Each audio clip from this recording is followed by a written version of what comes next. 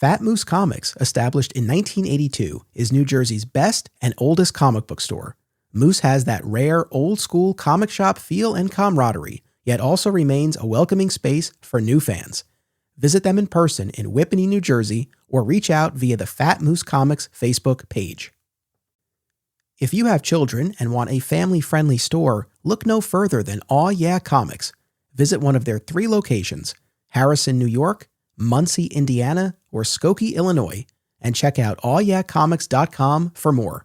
Their name says exactly how they feel about it. Aw yeah.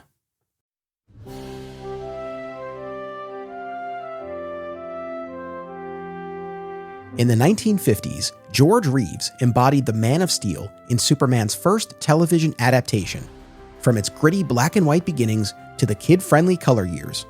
To this day, an entire generation reveres George as their Superman, while for others, the show remains an overlooked, underrated chapter in the character's history. On this podcast, we bring everyone together as we break down each episode of Adventures of Superman, examining it within the context of the series itself, as well as the larger Superman mythology.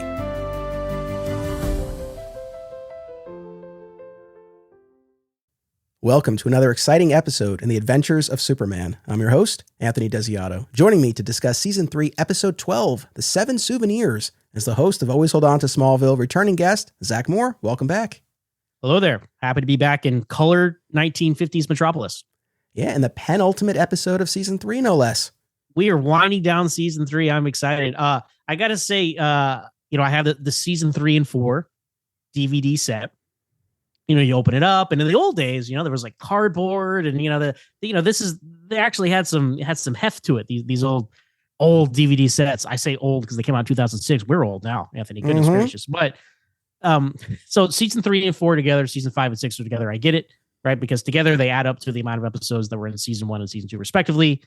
But it's funny. It's like Season 3, Episode 12, Season 3, Episode 13, and then it's like Season 4. Episode 15. I'm like, well, hold on. Like, why is the numbers continue? Like, I understand you combine them, but actually, I don't think you should label them that way. So anyway, I thought that was a little amusing when I was reading through the DVD set there. No, I'm with you. But hey, at least there's an episode listing in those old DVDs, because in the new set of the complete series, nothing. Oh my goodness. It is as big. I'm sure, like yourself, I have bought and sold and collected so many TV on DVD and Blu-ray sets over the years. And I don't know that I can think of many, if any, as bare bones as this in terms of packaging. It was when I opened it up, like, there's no booklet, there's nothing. Oh, so that's a shame. Even though the numbering is a little screwy on the old ones, at least it's something. I did want to mention one of the things that I wanted to mention last time, and I forgot about color versus black and white. So, they changed, as I'm sure and most of the listeners and guests know, they changed George Reeves' costume, right? From the black and white years to the color years. Like in the black and white years, it was like light brown or gray and all that. Mm-hmm. And in Superman Week, which is, I keep going back to that one because that's one of the best episodes of the color years. In Superman Week, at the end of that episode, right? They show Superman on a black and white TV because Jimmy and Lois are watching Superman on TV. And he's on black and white TV, and you can see how the blue would look in black and white. It's very dark, So I thought, like, oh, well, if you want to know why he was wearing gray and not blue in those black and white years to translate, watch the end of that episode and you'll see why. Because it's like black suit Superman almost. It's very, very dark. And I don't know if I haven't seen any other instances of him being on a black and white TV in the color years than that episode. So I was thinking about that because I was wondering, like, I don't know. Like, I feel like if I turn the color down on the Christopher Reeve movies, it'd still look like okay, but it was just exhibit A of why they made the changes they did. So anyway, just wanted to shout that out. Yeah, no. That's a great observation. All right. So the 7 souvenirs here. A curio shop owner sells fake Superman souvenirs, which become the target of a string of thefts. This aired on October 8th, 1955, written by Jackson Gillis, directed by George Blair. Our guest cast includes Phillips Teed as Mr. Willie and Arthur Space as Mr. Jasper. Now, our actor playing Mr. Willie, he will be back for 5 more episodes as a completely different character. He'll be back as Professor Pepperwinkle, but credit where credit's due. We always clamor for continuity, for recurring characters. And once he becomes Pepperwinkle, he will remain Pepperwinkle for a handful of episodes. So I'm happy for that. I have not seen those episodes, but I've heard this name. So the Dr. Emil Hamilton of Adventures of Superman is here, everyone. So yeah. So at least there's something to be said for that. Cool. So overall impressions of this one.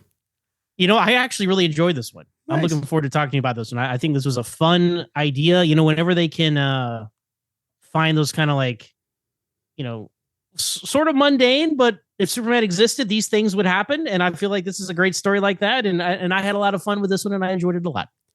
I couldn't help but think if it were happening now in this era of quote unquote synergy, what a merchandising opportunity this episode could have been, right? Like the souvenirs could have been items that then you could go buy. You could ask your mommy, mommy and daddy can buy it for you.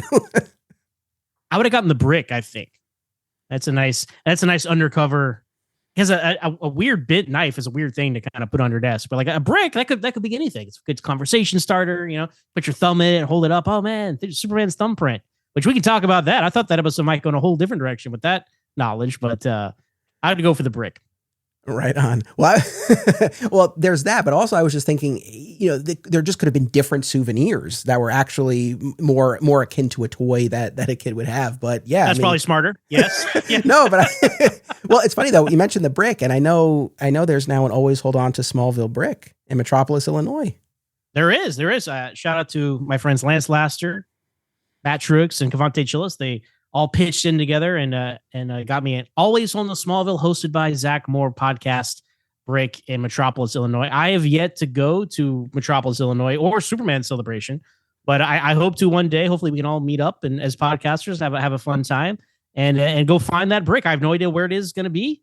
Might be more fun if I don't know and have to search for it. So yeah, no, but that's really awesome. Yeah, I thought this was a fun one. If I have one complaint, I think I actually wanted more with our curio shop proprietor. I thought that was the more interesting side. When we get into the mystery of who's stealing the souvenirs, right, and then the ultimate payoff to that, which felt really convoluted. Yeah, we'll talk about that. It's fine, but I thought the human interest side of this guy, who's this, this eccentric little guy with his shop, and he has some genuine articles, and then he's got these these other souvenirs that he's manufacturing. There was something endearing about it, and I think had it focused more squarely on him, I think it really would have been a pretty soft episode, right? Like the mystery aspect, and then everything that we get in the payoff there gives a little bit of an edge, right? So it would have been a different episode, but I think I actually might have preferred that. But that's my only real critique of it. Otherwise, yeah, I thought it was fun. All right, we open in the middle of the action as Superman apprehends two crooks and bends a crowbar to tie them up. And I instantly thought of you with this opening because I know opening in the middle of the action is something that you would flag when you would go through Smallville episodes. And now on Smallville, usually then we would backtrack, right? And be like 24 hours earlier. We don't get that here, but still we're picking up right in the heat of it. Yes, the in media res, I had a counter on that on my tally board for Always on the Smallville. All the listeners, maybe I just, when I talk about these things, I get really energetic and fired up. And a lot of the listeners, they really picked up on like, oh, you hate this. I'm like, did I say I hated it? I don't know. I found it a story crutch for Smallville because there was a good, I swear, 2 or 3 episodes in a row. I feel like they did. And that's why I made it a tally board because I wanted to go back and see how many it really was. I think it was like 10 or 9. It really wasn't that much, but the concentration of them. It's like whenever you see something crazy happen, you go to the opening credits, you come back 24 hours earlier. I'm like, that's lazy. I didn't like it. But this I did like because we don't do that gimmick here. It's literally just Superman action. And I got to say, just off the top, not to get ahead of ourselves, but Superman is all over this episode. This is like the most Superman has been in an episode, I feel. And it was fun to see him just day in the life, stopping some crime right off the top. Yeah, this is a relatively Superman heavy one. That's true. And yeah, I like this as well. I would love to see more stuff like this. Yeah, just plop us right in the middle of this. We don't need to know what these guys were up to. We just know that they're up to no good and he's karate chopping them and they're done. Yeah, I agree. And so he bends a crowbar to tie them up. Later, as they're carted away, Henderson thanks Superman before he takes off. Jimmy laments that he can't find the crowbar Superman had bent. Both Jimmy and Henderson remark that they wouldn't mind having it as a souvenir. And credit where credit's due, you do see Mr. Willie in the background there because they have all of these background actors mulling about, and he's one of them. So I appreciate the attention to detail. Yeah. And, it's good to see Henderson get some stuff to do. I mean, again, Superman's always the one doing all the hard work, but I like that he exists as part of this show. Was he invented for this show, or did he come from the comics? I'm almost positive he was invented for the show. Okay, well, that's great. That's great that they invented him for the show, and that's like one of the things about this show. Like, oh yeah, Inspector Henderson, right? And he goes on another, like there's a Henderson in Black Lightning, for example. So like he continues on, and so yeah, just some of the DNA of the show that sets it apart. So I like it when he's around, and good to see him. Yeah, I like him too for a variety of reasons. I mean, we see the Daily Planet itself and its editor and its reporters really occupy a place of prominence in the city. And we see that the citizens really do to pay them a lot of deference. But I think it is important to have that official law enforcement component there. So, yeah, no, I'm a fan of Henderson. You probably don't think about it when you're watching it, but like, you look at a show like CSI, and you got the crime scene investigators. In the climax of those episodes, you got them like, you got the CSI people with like guns going in after criminals. It's like, no. They would not do that. So the fact that like, Lois and Jimmy are usually getting into trouble, but the police are around, the actual police are around too. That's helpful. And it's good to have a familiar face character to kind of, because they're always in all these crime stories, and they would have a guy in the police department. So instead of just a rotating guy, just have a main character guy. It makes a lot of sense. Batman has Commissioner Gordon, so Superman can have Inspector Henderson. Yeah. What a far cry from season 1, though, when you had that one episode where you have Clark and Henderson rolling up their sleeves about to work over one of the suspects. Right. So wasn't there one too? Wasn't like, was it Perry White? Or was it, which way was it going? Where one of them was like, why aren't you doing more about this crime wave? which one of them was telling the other one? I don't know. Like, I feel like it was Perry blasting Henderson. I feel like that. So we're doing the best we can. I don't know. It's just, little flavor of the show, right? He's part of the flavor of Adventure Superman, having this character. So, yeah, absolutely. So now we move on to the curio shop itself, where Mr. Willie returns with the bent crowbar and puts it in the window display with the price tag of $25. I mean, a hefty amount for that time. You don't have that kind of money, like Jimmy says in a minute. No. That's got to be like $700 today, right? I mean, I don't know what the calculation is. Normally I crunch the numbers. I didn't do it for this one, but yeah, I mean, this would be in the hundreds. I mean, that would be a substantial amount, especially for a little kid like Jimmy. He's just a little kid. Just a little boy who lives at home.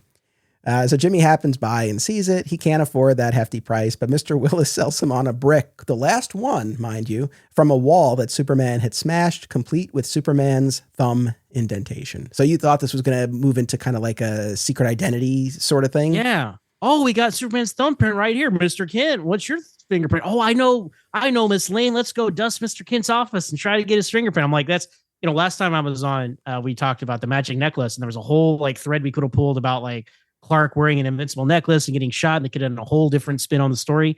Same thing here. They could have done a whole different spin on the story. Like that could have just been the framing device, this Superman's thumbprint, and then have Clark try to like get them off the scent, which, every now and then they do in an episode. Like there's dialogue every now and then they throw out about being suspicious that Clark is around and Superman's not, and that sort of thing. But they're never like on his case 24/7, which I like, because that would get real old real quick if it was nonstop from them, right? Yeah, no, very much so. And I think I, for whatever reason, I think I always had the impression that this show, and especially the color episodes, leaned into that more than they actually do. Now that I'm really spending a lot more time with these episodes, it comes up from time to time, but it's definitely not all the time. And I agree with you. I think that's probably for the best, unless you're going to get to a point where they figure it out or he reveals it or something. At a certain point, it's like, well, where are you going to go? So, I'm glad that they didn't belabor that. But now, I definitely thought it was more. Yeah, we're collectors, Anthony. We have a lot of stuff, So like we could relate. We would definitely, as we said earlier, we'd love some souvenirs. We'd be down there at the Superman souvenir shop if we could. Maybe not affording a $25 bent, crowbar, but a brick or maybe even a bent knife, as Lois has, as we find out in a second here, right? As we do, yeah. But on that note, I do think that it's a great setup for the episode, because it is something. Hey, you think about all the Superman stories that have been spun, and I mean, off the top of my head, I'm not thinking of anything. I'm sure there are others that delve into this territory, but it is an interesting idea. And it's like, yeah, this probably would be the case. There probably would be a whole market for not even official merchandise, but just stuff that was involved in these Superman battles. I mean, there's plenty of stories where you're dealing with like alien tech from a battle or an invasion that Luthor Corp is taking or something. But this is just very, on the street, ground level sort of thing. It's cool. Yeah, it reminds me of the original script for the sequel to Batman, 1989, like Batman 2, when Sam Hamm wrote a proper sequel and then Returns went its own way. But I remember like the opening scene of that in the original script, Alfred's like walking down the street and people are selling like pieces of the Batwing, which had crashed in the first movie. I'm like, oh, that's the same kind of energy there. And that's what I was saying earlier. Like there's all these like, crevices and things in the world that you could explore where if Superman existed, this would absolutely happen. So credit to them for thinking of this idea. Yeah. No, it is cool. Later, Jimmy shows off his purchase, and Lois reveals a souvenir of her own, a bent knife from when a spy tried to stab Superman. Just then, a man stumbles into Clark's office holding his head and complaining that someone with a scar hit him. Clark immediately identifies him as Mr. Jasper from the chemical engineering office in the building. Mr. Jasper leads them to his office, worried that the assailant stole the payroll, but the money is there, and the only thing missing is a bent knife identical to Lois's souvenir. My thought when I watched this, I'm like, what? I thought it was the Daily Planet building. I thought they had the whole building, but clearly not. And we've got these other places set up there. So he was down the hall, not like down the street? Like, that's why I was confused. I'm almost positive he was like down the corridor or something like that, unless I misheard. But I mean, that was my reading of it. Because I thought he's like, oh yeah, down the street. Because regardless, though, the way they edit it, it's like there's no transitional like building shot or hallway shot. They walk out of Clark's office into this other guy's office. So the way they present it, it looks like he's literally around the corner, like on that floor of the Daily Planet. Yeah. I mean, which makes more sense if it's the same building. Yeah. I'm stumbling into your office. Yeah. I'm almost positive it was like down the hallway or something like that. And I just remember being struck by it because, I just always assumed this, the Daily Planet building. I didn't realize they had.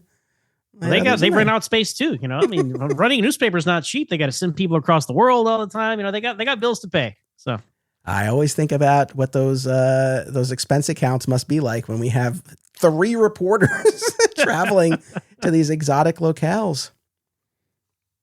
And no one else recognizes this guy, but Clark instantly knows who Mr. Jasper is. And then, encyclopedic memory that Superman has, right? Yeah. And then we get this business, right? We knew Jimmy had the brick and all of that, but now we have 2 identical bent knives. So this sends Clark to the curio shop to investigate.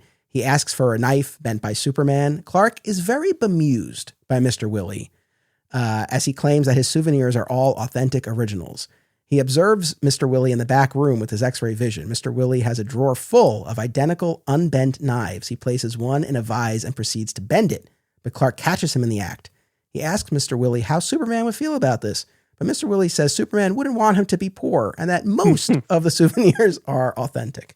What'd you make of all of this? And just Mr. Willie overall, curious of your impressions. He's a fun character, harmless. He's not after, he's not trying to, he is lying to people, I guess. So maybe he isn't harmless, but for $3 to have a piece of history, I mean, come on, right? Who wouldn't? You can't really fault the guy for that. I was intrigued, what is going on here with these multiple knives, right? Because when they go to that guy's office, they're like, did it look like this? He's like, that's my knife. Give that back to me. And Lois is like, no, this is my knife. And why are there multiple knives? That makes no sense. But then you think, I'm like, how is this guy making this? So he goes to the back room and, when Clark comes in, he's like, do you have that knife? He's like, oh yeah, I have it. He's like, there's only one, so he establishes that, it's in the back. And then he's just to see this little old man try and bend this thing with like a machine. It was pretty amusing. And Clark, he comes in and taps the guy and he tries to close the drawer. And it was a funny exchange. It was amusing. And I didn't hold ill will toward this guy, even though he was kind of lying about where this stuff was coming from. Yeah. I know. I thought a lot about this guy. Yeah. Overall, I found him charming. And I think part of what makes me cool with him is that clearly there's a mix, right? Because he does have the actual crowbar that Superman bent at the beginning of the episode, the expensive big ticket item. I mean, we don't get enough about the particulars of his business, but I guess part of me feels like, well, all right, if the really big stuff is authentic, but then there are these other instances where he's fibbing a bit, but he's providing an experience for the customer, especially for these cheaper items. I mean, it's tough because what was the brick, like $3, $3.25 or something like that? Yeah, I think it was like $5, and then Jimmy gets it down to like $3.50 or something. Yeah. So it's like in $25, that's a few bucks. I mean, at the time that was still something, but I guess I feel like, all right, especially, I guess, where am I going with this? I guess my point is, if you're a citizen of Metropolis, if you're a patron of this place, I don't know, is a little bit of the onus on you of like, all right, if you're buying this like really inexpensive tchotchke, it's like, you might figure maybe it's not. I mean, I don't know whether or not it's fair for them to, whether they should realize or not that this might not be legit. It's like the lead box from Smallville. Is that really from the Armor of St. George? I don't know, but it's a good story, right? So yeah, the problem is how he's presenting it, but he's putting in the work. He's really bending these knives. He's just not picking anything up off the street. He's putting in the work to make it look real. So fair enough. And as we said, the big ticket item was authentic. So that creates some ambiguity. Like you, I would like to see more stuff. I'm not even saying like continuity. Like I want to see the thing from this episode because they talk about, let's pause. Let's back up for a second. They talk about, oh yeah, you remember when that spy stabbed Superman? And Clark's like, yes, I remember that. And they're like, how do you remember that? You weren't here. Yeah. That's just a fun moment. But that didn't happen in an episode. It could have. I don't know. It doesn't matter that it didn't. But it would have been fun to like have him show his Superman case of 12 things. Don't even explain it all. We'd like pause it and talk about, oh man, what's that thing back there? That would have been fun, right? I know it's the sort of thing. Yes, if it were made today, I'm sure that you would have those Easter eggs. But even then, because you have to imagine, like they had to have had props from prior episodes somewhere or something. Like that bent shotgun from that episode with the guy who runs the diner. Yeah. Doesn't even have to be the same one, right? It can just be like, and he a shotgun from wherever, Anyway, we're just armchair quarterbacking now, but it would have been fun to see a whole case of this stuff. No, but it's interesting. I agree that the case would have been cool, but with the knife, for example, it's like, when the spy tried to stab, like we never saw that. And I don't know, I'm of two minds on it because on the one hand, and this is something that came up when we did Superman week as well, where you're hearing about all these other things Superman has done. It's like, we don't see any of these, but it helps kind of build the mythology and it expands the scope of it. And it's like, oh yeah, wow, he's going to all these other countries. He's involved in all of these community building projects. It rounds it out, even if you're not seeing it. So I guess with the spy thing, yeah, maybe it would have been cool if it referenced an earlier season 3 episode that we had seen. But at the same time, it's like, there's this other adventure that was happening. So yeah, I'm cool with it, I guess. Well, and I guess the only reason we're even talking about and even think they could have done it is because of, like you said, Superman week. Like that episode, it gets down to the continuity of the kryptonite and a lead pipe, like to the exact situation. So like they talk about that granular continuity. So I'm like, well, that kind of raised I had zero expectation for any continuity ever on this show. And they do that. I'm like, well, hold on a minute. Let's pull out the prop department. Let's see what we got back there. So, when they did that bit with the continuity in that episode, do you think like there was a conversation in the writer's room at some point about like, oh, should we do more of that? And someone was like, no, that's still one. That was so much work. I had to go pull the film and the projector out and rewatch that episode. We're not doing that again. So, because kryptonite shows up again on the show, but it's not that piece of kryptonite, right? Although, if funny enough, I guess kryptonite is the instance where they paid the most attention because it comes up again in the Deadly Rock in season 4.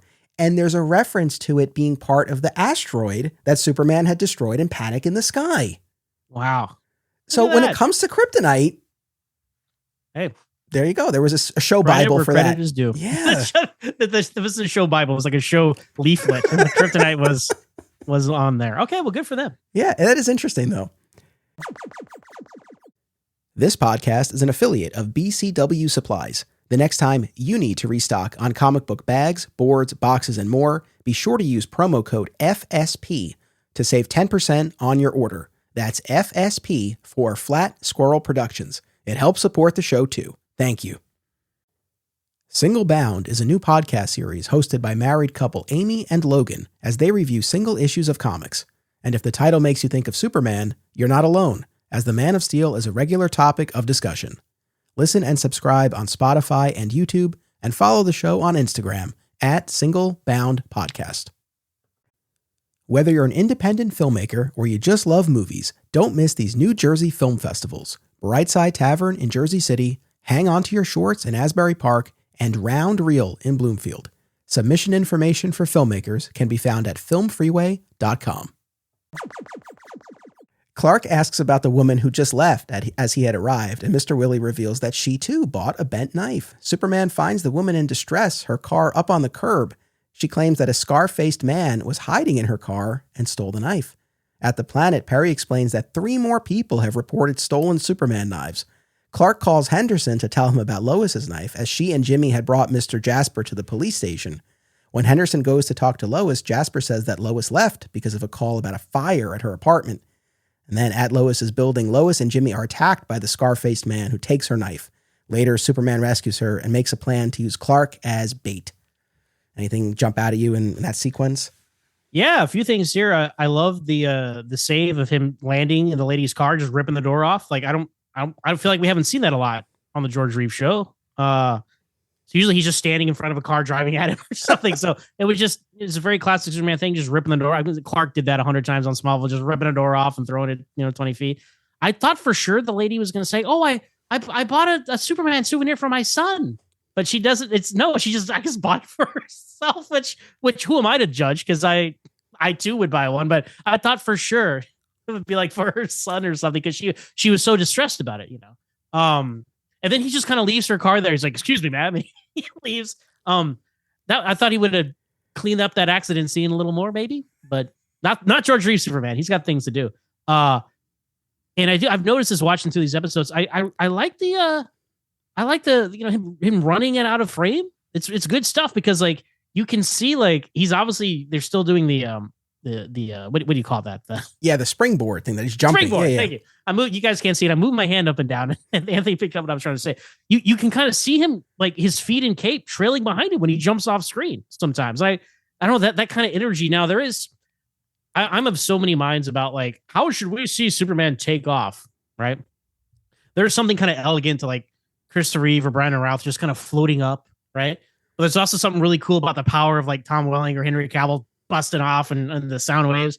But then there's something cool about just the visceral energy of a guy just running through 2 or 3 steps and running off. So I don't know all the different eras of him taking off. In these episodes, I just find things to try and like talk about, and I kind of latched onto that one. So I don't know how you feel about that. No, I like that too. I've been thinking about that as well. I'm glad you brought that up. I think there's value in all of those approaches. But what is cool about this one is, yes, born out of the practical necessity that he needed space to run and jump onto that board. But yeah, it does have this effect. It's like, I'm about to fly, like back up, right? Like he clears the space and there's a power to it. Like there's muscular energy and action to it. Yeah, I know. I do like that a lot. Yeah. Yeah. And then when they get to the planet office there, you got Perry talking to Henderson, and then Clark comes in and just takes the phone from him. Bill, like that was a great moment. I know that's the thing. And the other episode that we had done recently where Perry's just barking at Clark and Clark gets a call and he just like shushes Perry. Yeah, I don't know. They got a weird relationship there. I like the vibe with these characters. Yeah, for sure. Oh, so I wanted to mention here. So I think this is where it would have come. So I have the book Flights of Fantasy by Michael Haid, who's been a guest on the show. And it's a great resource. And I've been referring to it from time to time because one of the cool things is that Michael went and he looked through all of the original scripts. And so where appropriate, he'll note where there were deleted lines or entire scenes in the script. And for this episode, there was a deleted scene that I think would have gone here where you actually see Clark go back to the curio shop to get a bent knife to use as bait. Oh, okay. And in this scene, he goes back and all of Mr. Willie's stuff has been confiscated by the police. And he's mad at Clark. He's like, "You brought all this trouble on me." And Clark's like, "I need one of those bent knives." And Willie's like, "I don't have any more. They took my device that I used to bend it. All I have are these straight ones." And so Clark uses his powers to bend it. And then he throws it on the floor and he's like, "Oh, it must have dropped. Here's one you missed." That's great. It's a great bit. I wish they had kept it because I think, and I'm so glad I found that in the book and I'm grateful for it because, and when I finished this, I was like, this episode needed more Mr. Willie. I feel like he is part of the setup and then he's gone until the final scene. But in the original script, he was there. There was this additional step. I wish they could have kept it because I think it would have been a cool scene and it would have kept him as more of a thread throughout. Yeah, cool having Clark bend the knife and oh, look, I found a lost one there. Great. Also would have set up why he has a baker shop at the end, like because all his stuff is gone. Yes. To me, that was out of nowhere. So that's fantastic. I don't know I don't know why I mean, probably for time, obviously. I don't know what they would have cut otherwise, but yeah, that's a good find there. I'm glad you shared that. Yeah. That was great. So I was happy to find that. Oh, we're coming to probably my favorite bit from the episode. On the streets of Metropolis, Clark is knocked on the back of the head and collapses, but he maintains a tight grip when the scar-faced man tries to pry the knife from. I can't even make it through. It made me laugh so hard watching this. They won't let go of it. We got to take it with us. But just the physicality. I mean, they did a great job. I mean, especially the guest actor who like has to, like throw himself really back. Give it a tug. Was so funny. Yeah, no, that was great. And I didn't even think about that because I guess I thought in my head that he had Lois's knife, right? But they took Lois's knife when they, got her. So that's that deleted scene explains where this knife even came from. I didn't even clock that where this knife would have came from that Clark had. Right, because like we ultimately end up with 7 knives, and there were the 3 that were reported that Perry mentioned. Oh, you're tracking. Okay, wow. And Lois's and Mr. Jasper's allegedly, and the woman in the car, and then this is the 7th. Okay, but we never see where it comes from. Gotcha. So yeah, look at that. So they look at that. Adventure Superman paying attention. Then they throw Clark in the back of their car. And how many times does Clark get like thrown in the cars and discarded on this show? I feel like I've seen that just a few times. I know. Yeah, exactly. As they approach their destination, Clark finally loosens his grip and the men push him out of the car. They just leave him. Superman waits until the men leave a house with their payment, $1 million. Then Superman apprehends them on the road and turns them over to an arriving Henderson along with Lois and Jimmy. The quartet all ride over to the house. I love that Superman gets in the car with them. Always great to ride with you, sir.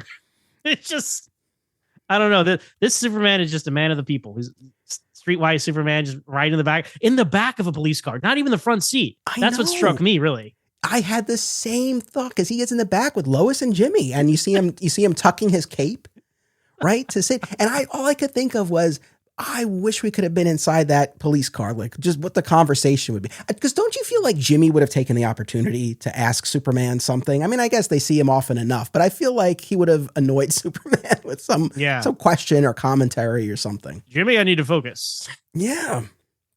But yeah, that was funny. That was a good bit. Thing they don't even think about. The reason he rides in the car is because they don't want to show the special effect of him getting up and flying and playing the music. They're like, I don't know, just have George get in the car, I guess. And 70 years later, we're here laughing about it. It's just such a weird anachronism to see Superman in the back of a police car hanging out. It's just funny. I know, because there's no reason for it, right? Like, Superman, would you mind riding with us? He's like, no. It's like, why wouldn't he just fly? No, it's so funny. So they ride over to the house to find none other than Mr. Jasper from the chemical engineering office inside. And here's where I feel like it goes off the rails a bit, but all right. This guy wasn't he kind of shady though? Like I thought there might be something to this guy.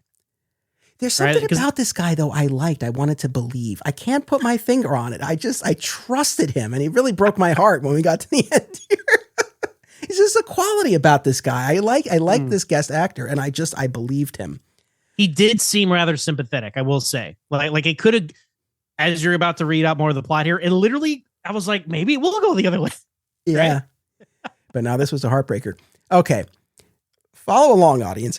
Jasper claims ignorance about the men and maintains that he purchased the 7 Superman knives that are sitting on the table in his lab. Operating under the working theory that there must be something valuable hidden inside one of the knives, Superman examines all 7 with his X-ray vision, finding nothing. By the way, this bit about something being hidden and these thefts across the city, it reminded me of the season 1 episode, Mystery of the Broken Statues, where you have these guys going around to all these antique shops, because they're looking for the thing, This made me think of that. There you go. Henderson, who has searched the house without a warrant, finds 7 more knives. Did you add that in there? I added. Yeah, this is all. I mean, I write these from start to finish. I don't take these from anywhere.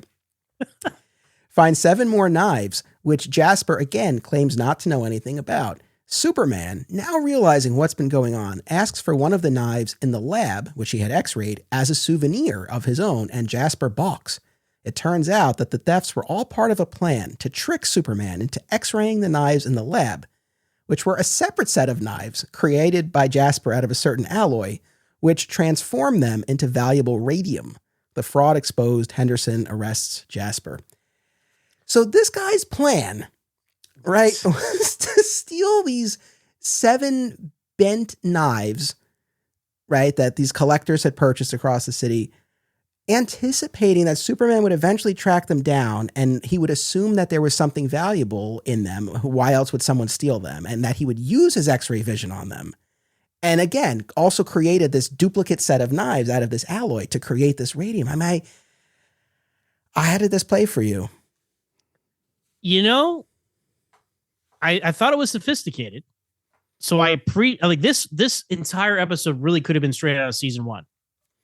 Right? Yeah. So I like that because this is like triple layer plot, sophisticated. There was some mystery there. Like I generally didn't know where the story was going to go. I would have liked more of the shop owner. That's true. That's one thread I would have liked continued because I found that more compelling than this.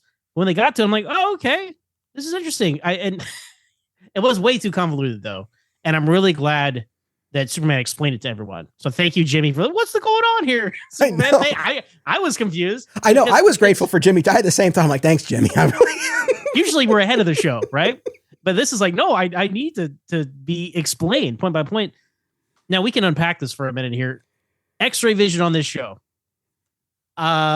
There's no heat vision. So they use X-ray vision as heat vision a lot. And it kind of has like side effects that X-ray vision and literally every other version of Superman doesn't have. I actually think that's kind of interesting. You know, because in the real world, you're at the dentist or wherever, like, put on this lead shield. We're going to turn on this X-ray. So they're actually operating from that point of like, he really has true X-ray beams, you know, coming out of his eyes. And because even before he does it, Jasper, the guy, he's like, you have like really powerful X-ray vision, right? It's like the most powerful in the world. He's like making sure that what he's planned is going to happen. And Superman's like, yeah, I guess it should be. Yeah. And then he does it. And I was like, what is this? What? There was a great shot of Superman where he X-rays it and there's nothing in there. And even he's confused. Right? Yeah. I'm like, I'm with you, Superman. So him explaining it all, like, that's kind of interesting because yeah, it's true. If you expose some certain metals to certain radiation, but how would this guy calculate that? I don't know. Like, so I'm a little split on it because I'm like, I appreciate the sophistication, but then at the same point, it's a little convoluted. So it kind of is kind of a wash for me, ultimately. Fair. I mean, I was reflecting back on the first time I watched this episode when I was really just binging through episodes and I was watching a bunch. And if I'm being perfectly honest, I remember getting to the end of this and being like, what? Like, just like, yeah. What? Obviously now spending more time with it. And yeah, Jimmy's question in particular, I was grateful for. It tracks well enough. Yeah. I don't know what would have smoothed it out, but I don't know. I don't have a fix per se, but yeah, it just felt like a little bit much, but intriguing in its own right. You know, I just think there's some other piece and I just don't know what it is that might have made it land a little bit more. Well, I'm glad it wasn't like it was convoluted enough to justify all of the like stealing the knives and all that, because I was like, what is the end game of all this? Right. I'm like, okay, well, that was that. That's at least intriguing. And it made me think about how his powers work. And then whenever they can show off that Superman, you know, he's a smart guy himself. So for him to kind of figure that out as well and kind of outmaneuver someone intellectually, I like that about it. So I like the spirit of it. It was just a little too convoluted when he literally, okay, listen up. Like he might as well turn to the camera and explain what just happened to us. And I would have welcomed that. He just breaks the fourth wall. He's just like, all right, kids. But he winks and that's in the episode. But even, you know, Jasper here, he's like, you can't prove that I did anything. I just have some knives. Like, okay, the white collar crime. I respect that. Like, that's kind of where this show operates a lot. So I did like that. I just, like you, I was like, there's something could have been a little more cleaned up here at the end, but I didn't dislike it. Like I said, it's kind of a wash. I'll go with that. Like I said. Yeah. I agree. You know, part of me is like, I'm glad they didn't go this way because I wouldn't want them to dirty up Mr. Willie, but I feel like there's another version of this episode where Mr. Willie is in on it. Like Mr. Willie is letting Jasper know who's bought these knives so he can target them. And you do also wonder, it's like, how, I mean, I guess presumably Scarface was like staking out the curio shop and was following like that woman when she came out. Right. But I feel like there's another version of the episode where they're in on it together and it connects a little bit more, but I'm glad they didn't go that way. Well, when Clark goes back to the shop at the end, I was like, oh no, I think he's going to like arrest Mr. Willie for being in on it because it was already so convoluted. Yeah. I wouldn't be surprised if there's yet another layer to it on top of that. Right. You could definitely see a scenario where Superman shows up. He's like, Mr. Jasper showed us the list that you gave him of all the people who bought these. Yeah. It's like, oh no. But instead, not Mr. Willie. Instead, Superman visits Mr. Willie to give him a friendly warning, but Mr. Willie has already transformed his place of business into a pastry shop and offers Superman a wedding cake if he ever needs one. And it breaks my heart that when we finally get to the wedding of Superman next season, even though it's a dream, yes, I do know that. There's no reference to Mr. Willie and the cake. Could have had a little connection point there, but that's our episode. He admires that cape too. He's like, "Oh, that cape would be a great souvenir." And then he's so lost in his thoughts, like you can't even really tell because it's fading black. But he puts his elbows into the cake. It's a funny gag. Yeah. But it's obviously this episode was pressed for time, so I had to cut that scene because that scene, even the deleted scene, would have explained because I was like, why is this shop now a baker shop? So that would have been some fun connective tissue. But yeah, I mean I enjoyed this one quite a bit. Again, I said this last time, so especially some of the episodes I've seen leading up to this, watching episode by episode. This is a good one. Yeah, it was fun. Well, on that note, on a scale of 1 to 5, Great Caesar's Ghost, how many are we giving this one? I'm giving it 4.5 Great Caesar's Ghost out of 5. I really enjoyed this episode. Like we talked a lot about how the fun of the souvenir idea, just like really kind of sparks your imagination. Had a lot of Superman action too. Like we said, this guy ripping doors off cars, flying around. I mean, like he's in this episode a lot more than he is in an average episode, especially I found in these color episodes where some of them I'm watching Jimmy and Lois in some weird situation for 10 minutes before they even call Clark on the phone. I'm like, is George Reeves off this week? What's going on? So it was great to see him so much in this. So yeah, 4.5 out of 5. Great Caesar's Ghost for me. Okay, we're a little more split on this one. I'll go 3.5. I'll go 3.5. Good. It's good to have differing opinions. Yeah. But no, it was fun. The last question before I ask you about your own show is, sure. We're talking about souvenirs, right? And, I'm sitting here, I've got all my collectibles behind me. I see all of your collectibles behind you. And unfortunately, and the Adventures of Superman fans know this, it's not like, oh, there's a ton of merchandise related to the George Reeves show. If you could have your way, is there any item? I know I'm really putting you on the spot, but is there any item from the show that you would love for them to make? I will say Clark's ring. He's always wearing George Reeves pinky ring. Was that a George Reeves thing? Okay, let's just again I was talking about Henderson earlier too. The flavor of the show.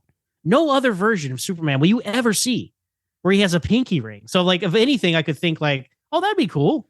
Because like you said, there's what else is there? Like the kryptonite, which is a white rock, unfortunately on this show. What is that? Right? There's not a lot of prop stuff. I'm like Clark's glasses, like the phone on Clark's desk, all that stuff's so generic. Of like just 1950s phone or 1950s glasses. So yeah, I would go with the pinky ring for Clark. Yeah, that would be cool. I guess I was thinking more, not so much props from the show, but just merchandise based on the show. Oh, okay. Even there, but even there, I mean, I don't know. I mean, I am a big pop guy, so I wouldn't mind a line of Funko Pops based on this. You do black and white, like that would be kind of cool. How easy would that? They make twice as much of the same exact mold, just black and white in color. Yeah, and the 5 main characters, right? That's your wave of Funko Pop. You could have Henderson Max would be Inspector Henderson. So asking ourselves what that is for people who are like, what the hell are they talking about? So they recently did a second wave of Smallville Pops and they included Doomsday, but inexplicably named him. And it's right there on the box, Doomsday Max. And Zach and I are big Smallville fans, the comics and the show. Obviously we cannot figure out why there's that name, but funny enough. So I have the line and my 6-year-old son, he likes looking at all of the stuff and he helped me unbox them and everything. And I explained this to him. I'm like, they call him Doomsday Max and we can't figure out why, but he knows now. He came down earlier tonight and he was like, Doomsday Max. I'm like, yep, Doomsday Max. There you go. You're raising him right, Anthony. Good job. Yeah. I guess I would, for toys, like I would just, a McFarlane or Mattel George Reeves Superman to kind of put next to my Christopher Reeve Superman and my John Wesley Shipp Flash. And I'm very like, we collect stuff, but as collectors, you got to have like boundaries because it's endless if you got everything. So I'm like, I don't get every single multiverse collectible figure or whatever, but like for like the movies and shows that I really like, I will get those. So that I would love to have a George Reeves I could sit up there next to my Christopher Reeve. Yeah. I mean, I used to be really big into statues, like in the DC Direct heyday of statues. And I had a lot and I've sold a lot over the years, but like that's something, like a George Reeves statue. That would it be cool. Black and white or color though? I would want black and white, I think. Yeah, I bet you would. Yeah. Yeah. Yeah, I would. Yeah. So I guess those are the things. I mean, maybe not the most creative choices in the world, but yeah, like it would be cool to have a physical representation of the show in that respect. Yeah. Well, this was a lot of fun. So what do you want to share with folks about Always Hold On to Smallville?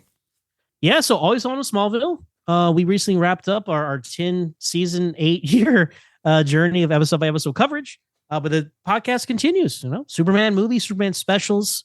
Obviously, this is the summer of Superman, James Gunn's Superman. And I've been saying this as I've been winding down the podcast, but there are plenty of Smallville comic books and novels and things like that, which we will be covering over time.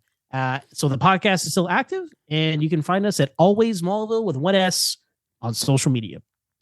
Right on. Well, I encourage everyone to check that out. Thank you so much. I look forward to our future discussions. You'll be back for each of the remaining seasons here, so I'm excited for those discussions. Audience, thank you for tuning in. Make sure you come back next week for the end of season 3. And until then, as always, only Superman can do super things.